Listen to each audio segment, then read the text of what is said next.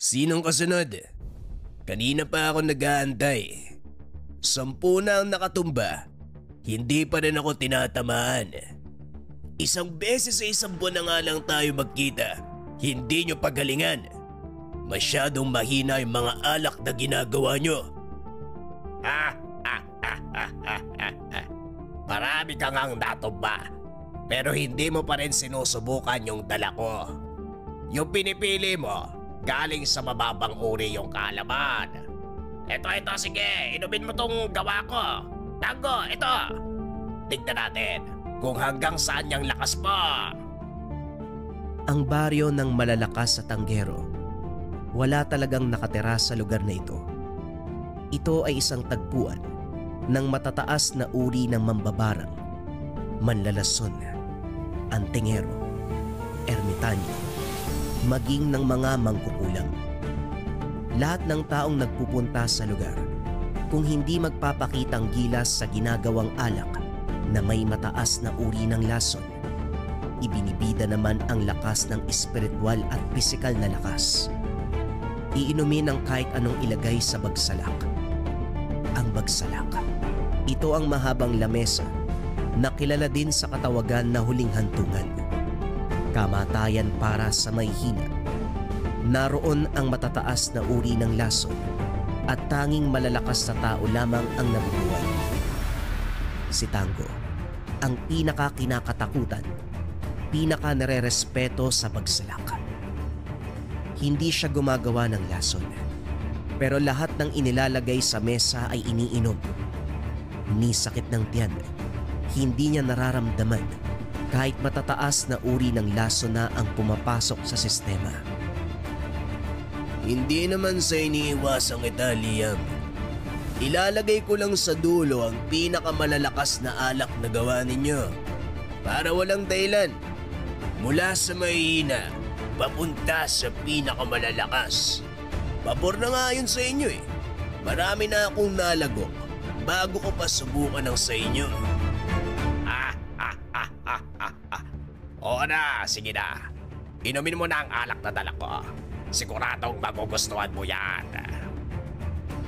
Meron akong mas magandang ideya. Bakit hindi natin pagsaluan yung alak na dala mo? Total, ikaw naman ang may gawa niyan. Siguradong may lunas ka rin para dyan. Natahimik si Liam. Hindi nito inasahan ang sinabi ni Tango.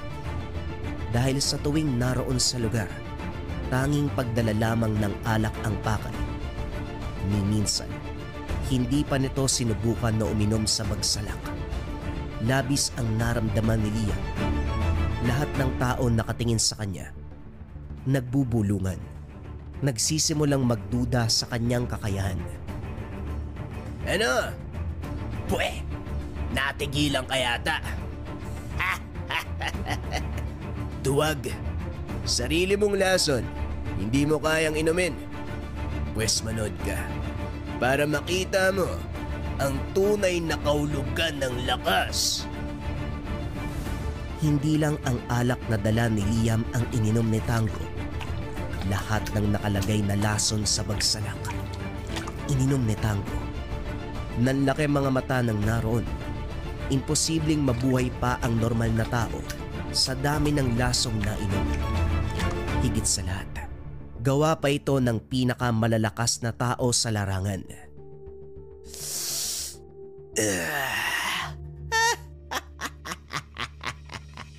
Napakasarap. Sige ba, maglabas pa kayo ng alak. Maglabas pa kayo ng lason. Ubusin ko lahat yan sa harapan ninyo. Hindi uubra sa akin ang gawa ng tao. Sa isang sulok, hindi nakaligtas si Tango kay Tata Merting. Isang maliit na tao, matanda sa larangan. Malaking palaisipan sa mga tao ang tunay na lakas ni Tata Merting. Maraming usap-usapan na lumalabas patungkol sa kanya kung gaano ito kalakas.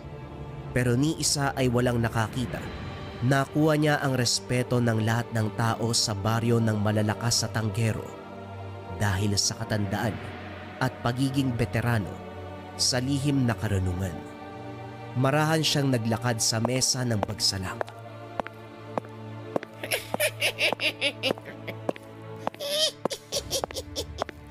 Tunay nga bang malakas ka?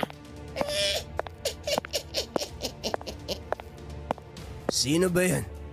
Sino ba yung tumatawa? Nasaan yan? Magpakita ka sa akin. Sandali! Ito na! Masyado ka namang mainipin.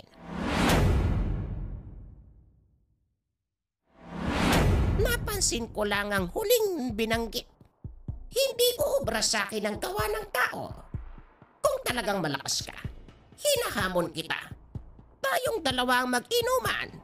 Alak na gawa mo at alak na gawa ko.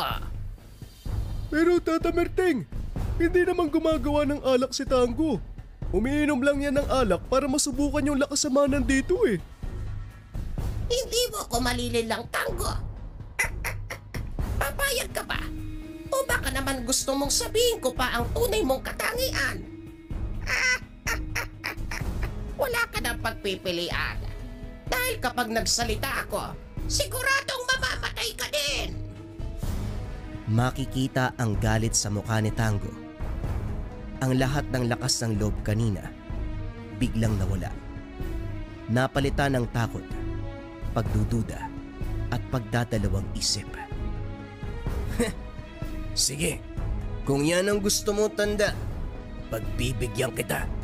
Kutong lupa. Sinugatan ni Tango ang kamay. Pinatulo ang dugo sa baso